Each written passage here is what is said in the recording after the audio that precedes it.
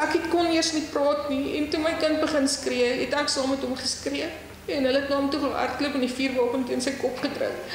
En gesê ons moet stil bly en ek moet die huis oopsluit.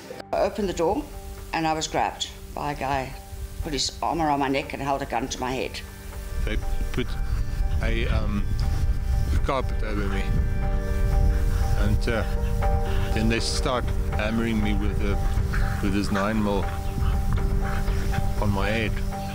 As I went down, the guy hit me behind the head with a stick, and as I stood up, obviously the shot went. Hier vasgehou met die vuurwapen teen hom en my een kant toe gevat en ek was baie bang. En ek het die hele tyd gebid, asseblief Here, moenie laat hulle ons seermaak nie, asseblief. The whole time they held the shotgun to my forehead, the leader, let's call him the leader, and he kept saying, "You're going to die tonight, you're going to die tonight." En van daar af, ja, is bang vir elke geluidjie.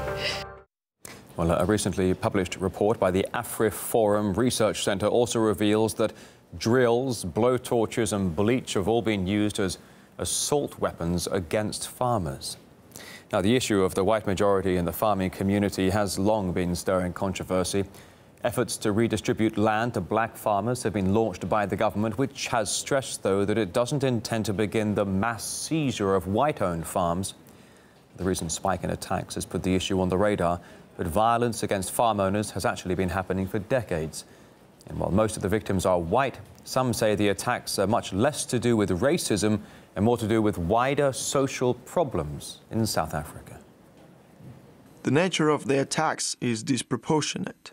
We're not among those claiming there is a white genocide or a crime against humanity, but it is a serious crisis, and there are signs that it is only going to get worse.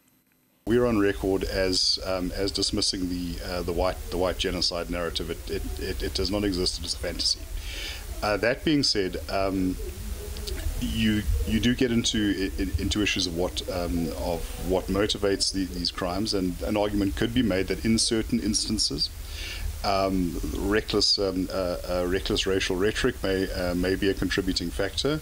Once again, these are all expressed as possibilities. Commercial farmers tend to be disproportionately white, although not entirely. I think it's very important, in seeking solutions, not to become trapped in that racial prism.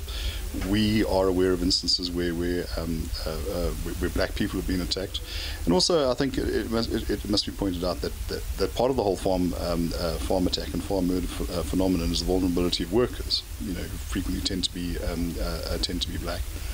And there have been instances where black people have risked their lives to protect white people under attack, and vice versa, as a case we followed in the Free State.